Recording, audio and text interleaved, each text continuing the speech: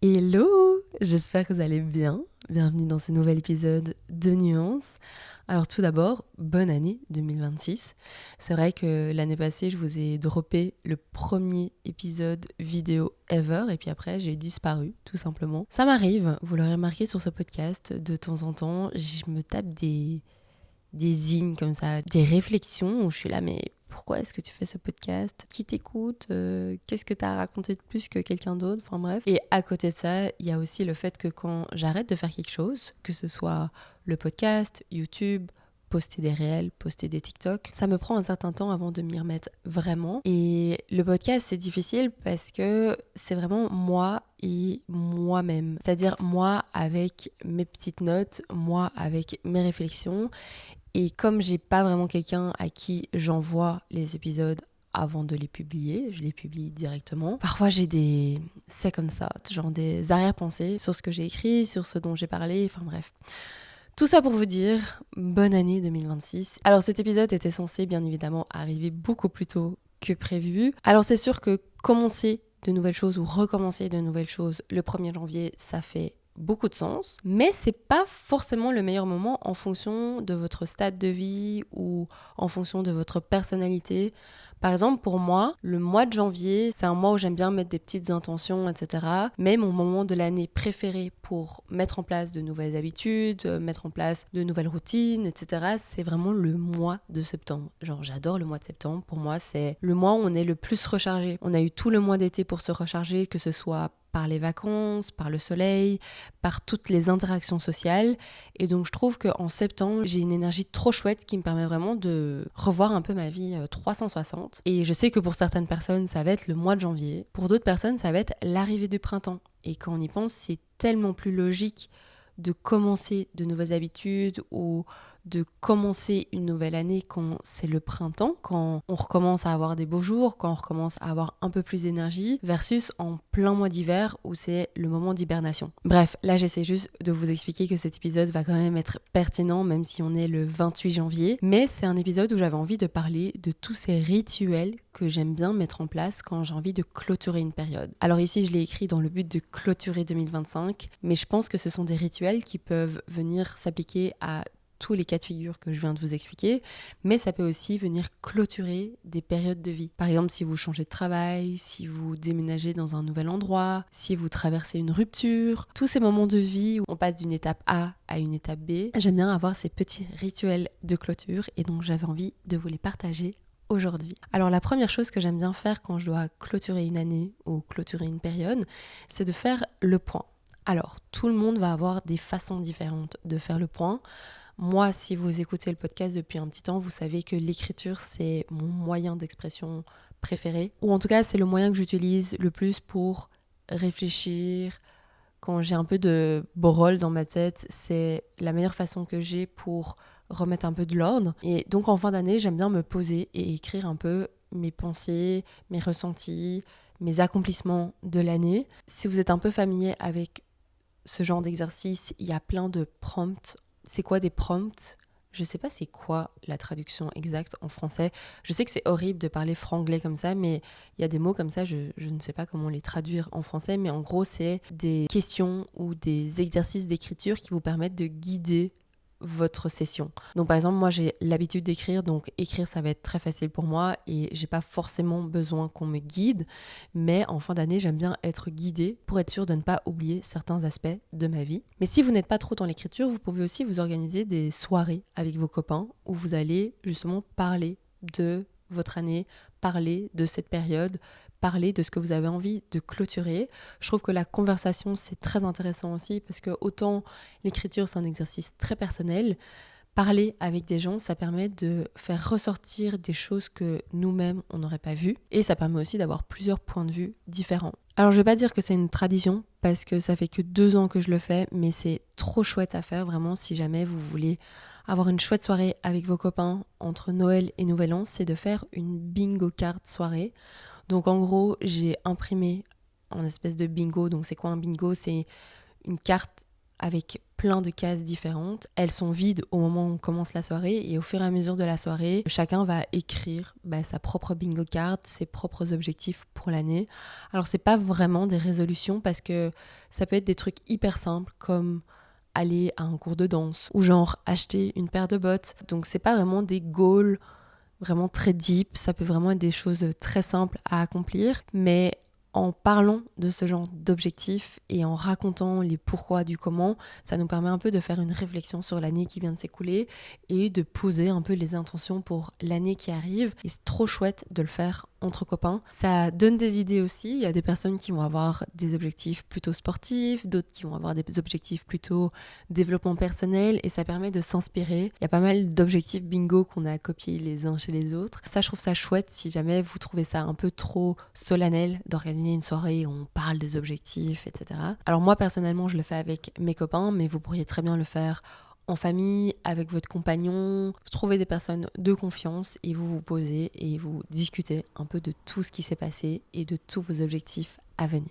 La deuxième chose que j'aime bien faire quand je clôture une période, et c'est un petit peu perché, c'est très visuel, mais je trouve que ça fonctionne très très bien. Moi, j'ai de la chance d'avoir un poêle à la maison. Je ne sais pas à quel point c'est safe de le faire avec une bougie. Mais en gros, quand je clôture une grosse période, ce que je vais faire, c'est que je vais écrire sur des petits bouts de papier tout ce que je laisse dans cette période. C'est-à-dire, par exemple, tout ce que je laisse en 2025. Je vais écrire des choses très concrètes. Donc, par exemple, ne plus avoir confiance en moi ou me comparer. Et je vais écrire plein de petits mots comme ça. Et après, en fait, je vais tout simplement venir les brûler dans mon poêle. C'est peut-être très cliché et peut-être que ça sert à rien l'un dans l'autre. Mais moi, ça m'aide à passer un cap. Parce que quand je vois le petit papier brûler, c'est très visuel. Il y a l'action d'écrire sur le papier, puis il y a l'action de le mettre dans le poêle, puis il y a l'action de le voir se consumer et te dire, ok, ça, je laisse derrière moi. Ça, c'est fini. Je trouve que c'est très fort comme symbolique. Je sais pas si tout le monde va être sensible à ce rituel, mais moi, ça m'aide beaucoup. Et ça fait 3-4 ans que je le fais. Et j'adore personnellement. Le troisième rituel que j'adore faire, c'est faire le tri. Donc physiquement, on a tout ce qui va être ranger ses vêtements, ranger sa salle de bain. En fait, juste ranger son espace de vie et essayer de garder que l'essentiel. Ça permet déjà de décharger énormément le mental. Je vais aussi faire un tri dans tout mon espace virtuel, c'est-à-dire mes disques durs, mes photos, mon téléphone. Essayer d'avoir un espace le plus clair possible. Personnellement, je suis persuadée que quand notre espace est organisé, rangé, dans nos têtes, c'est exactement la même chose. Et je dis ça alors que je suis quelqu'un qui est extrêmement désorganisé, qui met souvent du brol partout. Mais cette année, j'ai vraiment envie d'essayer de garder un peu plus ce tri, peut-être faire des tris un petit peu plus souvent. Donc par exemple, faire des tris après chaque saison. Là, j'ai fait un gros tri avant la fin de l'année et ça m'a fait énormément de bien. J'ai donné des sacs et des sacs aux petits riens. Ça m'a libéré l'esprit, vraiment. Et je trouve que quand on se désencombre, ça nous permet de faire de la place pour les nouvelles choses qui nous attendent. C'est de nouveau très visuel, c'est de nouveau un petit peu spirituel, un petit peu perché. Mais je suis persuadée que si on garde trop de choses et qu'on accumule trop de choses, c'est impossible d'accueillir de nouvelles choses. Donc faites le tri, délestez-vous d'un maximum de choses et vous allez voir que ça va vous permettre de commencer, peu importe la période que vous allez commencer, avec un esprit beaucoup plus léger. Ensuite, on reste dans la partie un peu spirituelle. Alors en écrivant cet épisode, je me suis rendu compte qu'il y avait pas mal de rituels qui sont un peu ésotériques, New Age, sorcière vibe. Je vous demande pas d'y croire, chacun ses propres croyances. Mais là, j'avais envie de parler de l'oracle comme étant un outil de développement personnel et rien qu'un outil de développement personnel. Pour moi, les oracles ne prédisent pas du tout l'avenir. C'est juste des outils pour ouvrir des conversations. Par exemple, moi avec mes copines, on adore tirer des cartes d'oracle et ce qu'on fait après, c'est qu'on discute de cette carte par rapport à la situation de la personne. Il y a des personnes qui vont avoir des points de vue complètement différents par rapport à la carte, il y a des interprétations différentes, mais l'un dans l'autre, ça permet juste d'avoir une chouette conversation qui est amenée de façon objective et neutre. Parce que c'est vrai que parfois, c'est difficile d'amener un certain sujet sur la table ou un certain problème quand on est en communauté ou quand on est avec plusieurs personnes. Et donc tirer des cartes d'oracle comme ça permet aussi de voilà, pointer certaines choses, dire voilà, en fait, cette carte-là, elle me parle parce que effectivement, en ce moment, j'ai moins confiance en moi et donc du coup, c'est à cause de ça et ça permet vraiment d'ouvrir la conversation. Moi, j'aime bien tirer une carte quand je rentre dans un nouveau cycle ou quand je finis un cycle parce que ça me permet de me poser des questions sur moi-même. Souvent, les oracles viennent avec un petit livret qui explique du coup la carte qu'on a tirée, les mots-clés, les grosses lignes d'interrogation. Et c'est un petit peu la même idée que les prompts en écriture. Ça permet un peu de guider notre réflexion sur la période à venir. Et donc je trouve ça vraiment chouette de pouvoir utiliser ce genre d'outils. Moi j'en ai plusieurs, si jamais je peux vous mettre en description de l'épisode les différents oracles que j'adore. Pendant le Covid, personnellement, j'ai essayé de tirer une carte d'oracle presque tous les jours. Là maintenant, je vais vous avouer que c'est plutôt une fois par mois. Enfin vraiment, je vous dis à la fin du mois ou en début du mois. Et ça m'aide beaucoup parce que parfois il y a des questions qu'on n'a pas forcément envie de se poser ou il y a des questions qu'on pense pas forcément à se poser. Et tirer ce genre de cartes, ça permet de créer en fait ce terrain un peu neutre, ce terrain bienveillant de soi envers soi-même ou de soi avec les autres. Je vous invite vraiment à tester et à m'en donner des nouvelles parce que moi j'adore personnellement. Ensuite, on ne peut pas parler de nouvelle année, de nouvelle période, de nouveaux cycles sans parler de vision board. Alors les vision boards, ça a été vraiment popularisé au cours de ces dernières années. Je trouve que c'est vraiment très chouette comme activité. Il y a moyen de le faire digitalement, il y a moyen de le faire physiquement, c'est-à-dire avec des collages.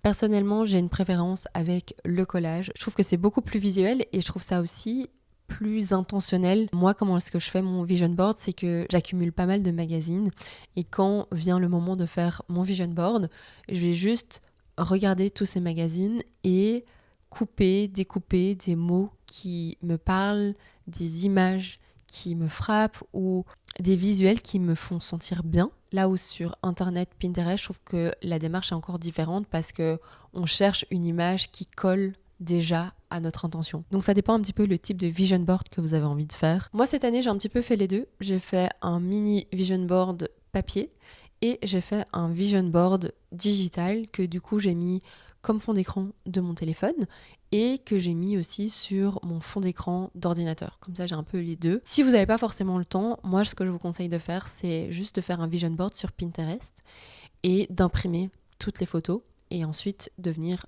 le mettre dans un cadre et de faire quelque chose de joli. Il y a beaucoup de discussions sur le fait que un vision board, ça doit pas être joli, qu'un vision board, ça doit être intentionnel, c'est pour faire ses objectifs, c'est pour réussir sa vie. Moi, je le vois plutôt comme une activité sympa à faire en début d'année, une activité créative comme une autre.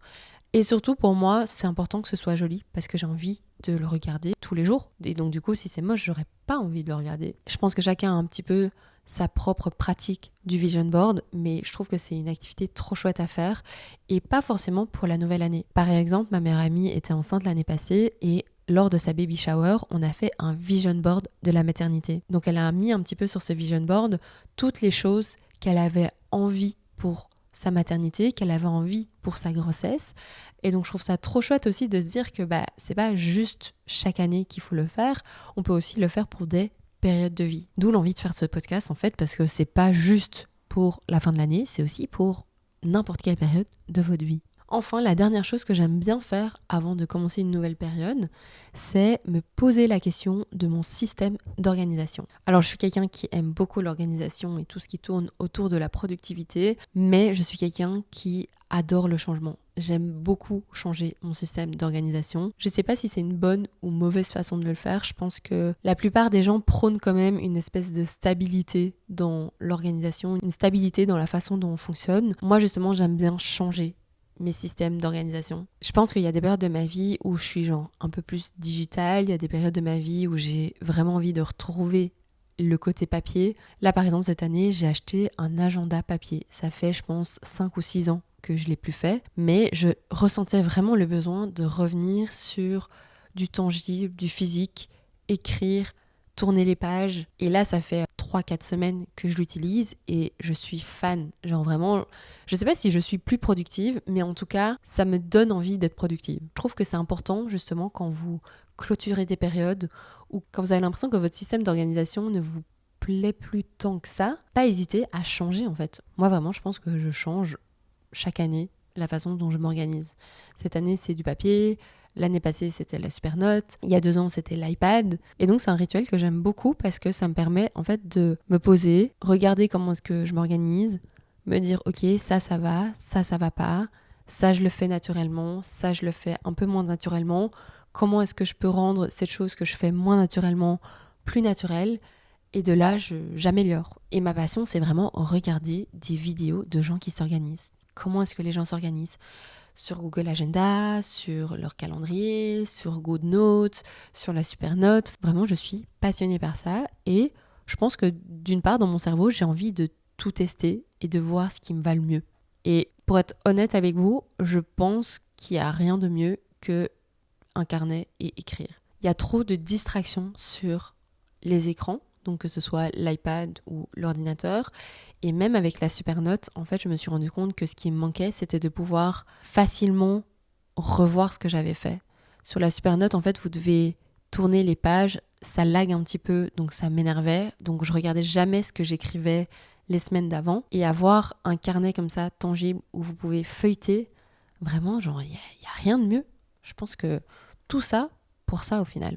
Et puis au final, c'est assez cohérent avec mon intention, ma résolution de cette année qui est de nouveau de réduire mon temps d'écran. D'ailleurs, j'y arrive très très bien. Je pense que j'en referai un épisode de podcast dans pas longtemps. Mais oui, cette envie de revenir un peu à l'essentiel, de rester un petit peu en dehors des réseaux et de retrouver un peu ces monotâches, genre faire une chose à la fois. Ne pas être juste sur son iPad et en même temps que je suis en train de planifier ma semaine, être aussi sur TikTok en train d'écouter un podcast. Enfin vraiment, cette année, j'ai envie de recentraliser mon attention et il n'y a rien de mieux qu'un carnet et un stylo, quoi. Voilà, je pense qu'on en a fini pour ces petits rituels de fin d'année. Enfin, en tout cas, ces petits rituels de fin de période, vu que voilà, on est fin janvier. Je suis désolée. J'espère que cet épisode vous a plu. Si vous aussi, vous avez des rituels que vous aimez bien faire à la fin d'une période, en fin d'année, n'hésitez pas à les mettre en commentaire ou à m'envoyer un message pour qu'on puisse en discuter. Vous savez que je suis une grande fan d'habitude, une grande fan de